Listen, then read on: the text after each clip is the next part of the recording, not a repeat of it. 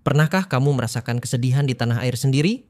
Yang menikmati keuntungan besar dari industri sawit justru orang lain, bukan kita. Dan ini bukan informasi baru. Selama bertahun-tahun, bisnis kelapa sawit di Indonesia dikuasai oleh perusahaan asing, terutama dari dua negara yang dekat dengan kita, Malaysia dan Singapura. Namun kini, Indonesia tidak mau berdiam diri lagi. Melalui Prabowo Subianto, pemerintah mulai melakukan langkah tegas agar kontrol atas industri sawit bisa kembali ke tangan kita. Di awal tahun 2000-an, Malaysia mulai mengalami kesulitan dalam mencari lahan untuk memperluas kebun sawit mereka. Lahan yang tersedia semakin terbatas, sementara regulasi lingkungan semakin ketat. Mereka pun mulai melirik Indonesia. Sebenarnya tidak ada yang salah karena lahan kita luas, subur, dengan harga yang terjangkau, serta cuaca tropis yang sangat cocok untuk tanaman sawit. Kemudian muncul perusahaan besar seperti Sime Darby, IOI Group, dan Genting Plantations. Mereka menyebar dari Sumatera ke Kalimantan. Tapi perlu diingat, mereka tidak hanya sekadar menanam, karena mereka memiliki lahan ratusan ribu hektar melalui anak perusahaan lokal yang namanya terdengar seperti perusahaan Indonesia, padahal sebenarnya dimiliki oleh asing. Untuk Singapura, situasinya berbeda. Mereka mungkin tidak memiliki lahan sawit secara langsung, namun mereka berperan sebagai penguasa di balik layar. Banyak perusahaan sawit global yang melakukan perdagangan internasional berkantor pusat di Singapura. Uang mengalir ke sana dan mereka meraup keuntungan besar tanpa menanam satu pohon pun. Menakjubkan, bukan? Prabowo yang kini menjadi presiden Indonesia langsung bergerak cepat. Dia menyadari bahwa kondisi ini sudah melampaui batas. Ini bukan hanya masalah ekonomi karena ini juga berkaitan dengan kedaulatan negara. Oleh karena itu, dia langsung mengambil tindakan. Pemerintah mulai menyelidiki kepemilikan lahan sawit, terutama yang dikuasai oleh asing. Banyak dari mereka rupanya tidak memiliki izin yang lengkap, bahkan ada yang menyerobot kawasan hutan lindung. Prabowo tidak ingin hanya berbicara tanpa tindakan. Dia membentuk tim bersama Kejaksaan Agung, Kementerian Lingkungan Hidup, dan institusi hukum lainnya. Dengan target yang jelas, yaitu merebut kembali lahan-lahan strategis tersebut untuk kepentingan negara. Untuk implementasi di lapangan, pemerintah menunjuk Agrinas. Ini merupakan singkatan dari PT Agroindustri Nasional, sebuah perusahaan BUMN yang memiliki tugas penting untuk mengelola sawit milik negara secara berkelanjutan. Lahan-lahan yang disita tidak dibiarkan menganggur, melainkan langsung diserahkan ke Agrinas untuk dikelola. Ini bukan hanya bertujuan untuk mendapatkan keuntungan, tetapi juga untuk menjaga kelestarian lingkungan dan mendukung petani lokal. Untuk mempercepat program ini, pemerintah menggelontorkan dana sebesar 8 triliun. Besar sekali, bukan? Ini menunjukkan bahwa negara sangat serius dalam mengambil kembali kendali atas industri sawit. Kamu pikir mudah? Tidak semudah menekan tombol like di TikTok. Prosesnya panjang, rumit, dan penuh strategi. Pemerintah harus mengumpulkan bukti yang kuat, memeriksa dokumen, dan terjun langsung ke lapangan. Terkadang mereka harus menghadapi perlawanan dari perusahaan-perusahaan asing yang merasa dirugikan. Beberapa di antara mereka mencoba melawan melalui jalur hukum, dari pengadilan setempat hingga internasional. Namun, jika data dan fakta berada di tangan pemerintah, hanya tinggal menunggu waktu. Seiring berjalannya waktu, satu persatu lahan tersebut berhasil direbut kembali. Nah, inilah yang juga membuat sedih, karena banyak petani setempat yang bekerja sama atau berkolaborasi dengan perusahaan asing, mereka pun turut terkena dampak. Beberapa di antara mereka kehilangan pekerjaan, sementara yang lain merasa bingung tentang langkah selanjutnya. Namun, jangan khawatir. Pemerintah sudah memikirkan hal ini. Terdapat program pelatihan untuk pengembangan keterampilan profesional, pelatihan pengelolaan kebun, dan bahkan bantuan langsung agar petani dapat mengelola lahan mereka secara lebih mandiri. Bagi yang sebelumnya hanya bekerja sebagai buruh sawit, kini diberikan kesempatan untuk berkembang menjadi seorang pengelola. Dan ini baru tahap awal. Tidak cukup hanya merebut lahan, Indonesia juga memiliki visi yang lebih besar. Pemerintah ingin mengubah industri kelapa sawit yang sebelumnya sering disebut sebagai perusahaan hutan menjadi industri yang berkelanjutan, adil, dan ramah lingkungan. Lahan-lahan yang telah dipulihkan akan ditanami kembali dengan menggunakan sistem pertanian modern, efisien, dan tidak merusak ekosistem. Ada juga sasaran untuk meningkatkan transparansi dalam rantai pasokan, agar dunia mengetahui bahwa kelapa sawit dari Indonesia itu bersih dan berkualitas tinggi. Dan yang paling penting, hasilnya kembali untuk masyarakat.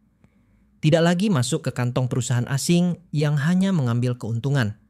Dunia kelapa sawit kini mengalami transformasi yang besar ketika Indonesia mulai mengambil alih dan mengatur secara mandiri. Negara lain langsung merasakan dampaknya. Malaysia merasa terancam. Singapura mungkin juga mulai menghitung ulang berapa banyak keuntungan yang mungkin hilang. Sebab perlu diketahui bahwa Indonesia menyuplai 60% kelapa sawit dunia. Jika kita mulai mengatur dengan sendirinya, negara-negara lain juga akan terpengaruh. Ini bisa berujung pada perubahan harga global atau mungkin juga perubahan total dalam standar perdagangan internasional. Dan semua itu dimulai dari langkah kecil, yaitu mengambil kendali di negeri sendiri terlebih dahulu. Banyak yang beranggapan bahwa kelapa sawit hanya berkaitan dengan minyak goreng. Pandangan itu keliru. Kelapa sawit merupakan emas hijau bagi negara ini. Dari kelapa sawit, kita bisa mendapatkan minyak goreng, sabun, kosmetik, biofuel, hingga bahan baku untuk industri kimia. Hampir semua barang rumah tangga Anda mengandung unsur kelapa sawit. Dan tahukah Anda, ekspor kelapa sawit dari Indonesia dapat mencapai ratusan triliun rupiah setiap tahunnya. Namun sayangnya, selama ini yang banyak menikmati hasilnya adalah perusahaan-perusahaan asing tersebut. Malaysia dan Singapura memiliki strategi yang cerdas.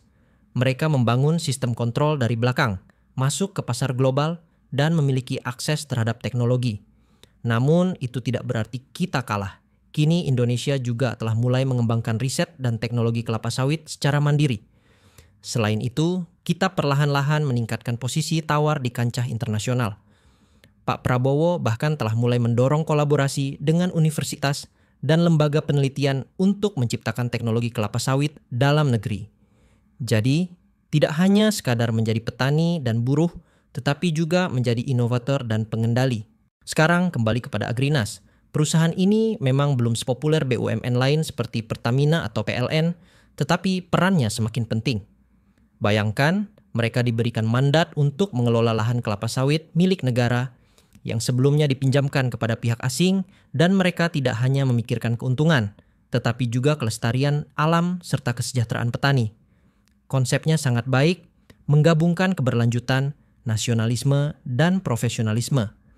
Jadi bukan hanya mengejar keuntungan, tetapi juga memikirkan jangka panjang. Satu hal penting lainnya adalah tindakan pembersihan dari mafia tanah dan izin yang tidak valid. Banyak sekali kasus di mana lahan kelapa sawit ternyata berada di atas hutan lindung, tanah adat, atau kawasan konservasi. Ironisnya, banyak dokumen yang palsu atau tumpang tindih. Saat ini, pemerintah bekerja sama dengan KPK, Kejagung, dan Satgas Anti Mafia Tanah sedang mempercepat penyelesaian masalah ini. Tujuannya agar semua lahan kelapa sawit di Indonesia memiliki legalitas yang jelas, kepemilikan yang transparan, dan tidak merusak lingkungan.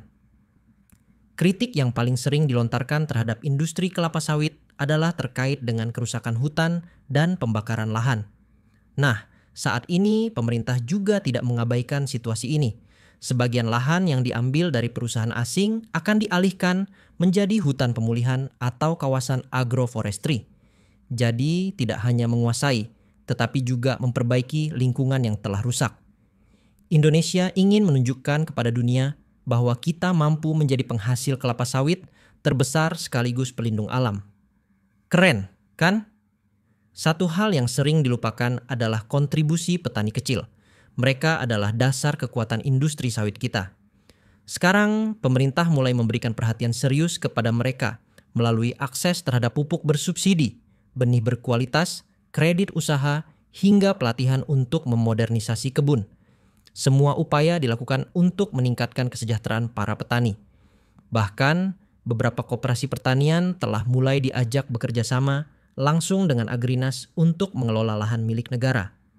Oleh karena itu, semangat bela negara tidak hanya diperuntukkan bagi tentara, tetapi juga bagi petani kelapa sawit. Inisiatif Indonesia ini membuat banyak negara merasa sangat terkejut.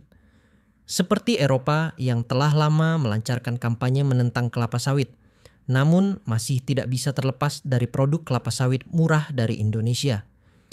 Jika Indonesia mulai menetapkan harga sendiri dan berpartisipasi dalam sistem distribusi global, tentu kekuatan tawar kita akan semakin meningkat. Terlebih jika Indonesia bersama dengan Malaysia membentuk kartel kelapa sawit seperti OPEC untuk minyak bumi, hal itu bisa mengguncang dunia. Namun, perlu diingat bahwa semua ini harus tetap berlandaskan prinsip yang berkelanjutan dan adil. Banyak media internasional kini mulai meliput isu ini, mulai dari Bloomberg, Reuters, hingga media di Singapura yang membahas langkah-langkah Indonesia. Banyak yang berpendapat bahwa ini adalah sinyal bahwa Indonesia tidak ingin lagi menjadi negara yang patuh saja. Saat ini, Indonesia ingin menjadi pemimpin di tanah sendiri, dan hal ini membuat banyak negara berpikir ulang.